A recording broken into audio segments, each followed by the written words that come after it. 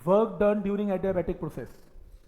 Adiabatic process के अंदर तुमने डायग्राम ऐसा बनाना है, तो P1 V1 T1 से गैस P2 V2 T2 पे जाएगी, रास्ते में पिस्टन यहाँ से यहाँ आएगा, तो किसी भी इंस्टेंट पर प्रेशर P, वॉल्यूम V और टेम्परेचर T, अगले इंस्टेंट पे प्रेशर सेम, वॉल्यूम थोड़ा सा इंक्रीज कर दो लेकिन टेम्परेचर डिक्रीज कर दो। ये आइसोथर्मल नहीं एडियाबैटिक है। एक्सपेंशन से गैस ठंडी हो जाएगी तो थोड़ी कूल डाउन हो जाएगी, आइसोथर्मल नहीं है। टेम्परेचर -T कर देना है, वॉल्यूम बढ़ गया। कभी भी वर्क डन किसी भी प्रोसेस का निकालना हो स्टार्टिंग का तो वही रहेगा, PdV की इंटीग्रेशन। PdV में इक्वेशन ऑफ एडियाबैटिक मैंने क्या करवाई, PV raise to power gamma is a constant. यहां से P is equal to K V raise to power minus gamma. इस P को उठाओ और यहां पुट कर दो, ऊपर पुट कर दो, ये रहा K बाहर आ गया। V की पावर माइनस गामा dV में इंटीग्रेशन का रूल लगाओ, V की power minus gamma plus 1, V की power minus gamma plus 1। Step clear. Next, gamma minus plus 1 की जगह 1 माइनस गामा बाहर निकाल लो, V raise to power 1 minus gamma V1 से V2। एक बार V की जगह upper limit V2 raise to power 1 minus gamma, एक बार V की जगह lower limit V1 raise to power 1 minus gamma. सही।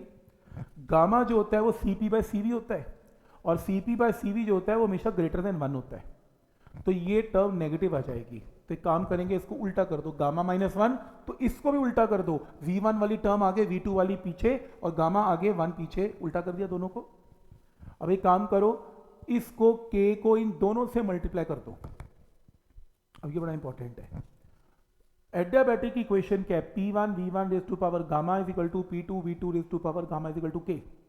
तो तुम यहां पर जहां तो 1 वाली टर्म चल रही है वहां पर K को पुट करो P1 V1 गामा, जहां 2 वाली टर्म चल रही है वहां K की जगह पुट करो P2 V2 gamma.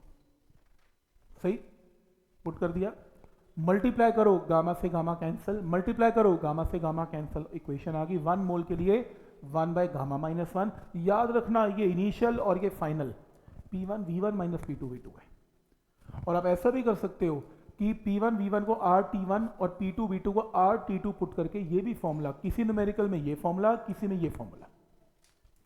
Method clear है। 1 मोल के लिए, अगर 1 ग्राम के लिए आ गया, इस पूरे रिजल्ट को कैपिटल M से डिवाइड।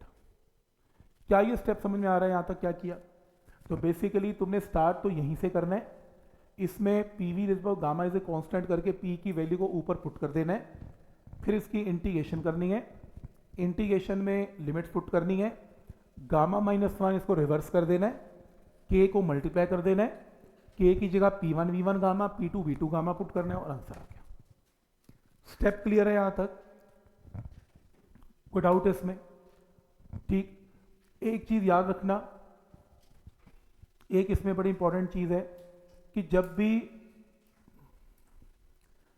भी आइसोथर्मल प्रोसेस होगा, आइसोथर्मल प्रोसेस होगा, याद रखना आइसोथर्मल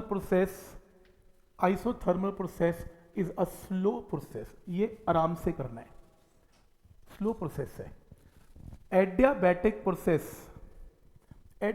प्रोसेस एक फास्ट प्रोसेस है, क्विक प्रोसेस है। आप मुझे ये बताओ कि आइसोथर्मल स्लो क्यों है? लो, ये गैस पिस्टन और यहां पे हीट एक्सचेंज हो सकती है, ये गैस है। बताओ, मैं इसको कंप्रेस कर रहा हूं, किसी ने कहा स्लो करना, तेज मत करना, ऐसा क्यों?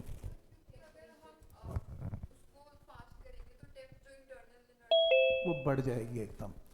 बेसिकली अगर तुम फास्ट कर दोगे तो एकदम टेम्परेचर इंक्रीज हो सकता है, तो मत करना। आइसोथर्मल आराम से करना ताकि टेम्परेचर क्या रहे, कांस्टेंट। और अगर ये बात किसकी है, एडियाबैटिक की, तो एडियाबैटिक में हीट एक्सचेंज तो होना नहीं, और तुम अगर स्लो करोगे इसका टेम्परेचर भी मेंटेन हो जाएगा, तो ना ही एडियाबैटिक ना ही आइसोथर्मल। तो इसको तेज करना ताकि टेम्परेचर एटलीस्ट क्या हो, चेंज। हम चाहते हैं एडियाबैटिक में टेम्परेचर चेंज हो, तो एक फास्ट प्रोसेस है। आप कहोगे इंपॉर्टेंट क्यों है? मेंस की प्रॉब्लम देखना, वो कहेगा consider a quasi static slow process. आप कहोगे यार ये तो गिवन ही नहीं है, फॉर्मूला क्या लगाऊं वर्क डन का, आइसोथर्मल क्या adiabatic? It's a slow process भाई।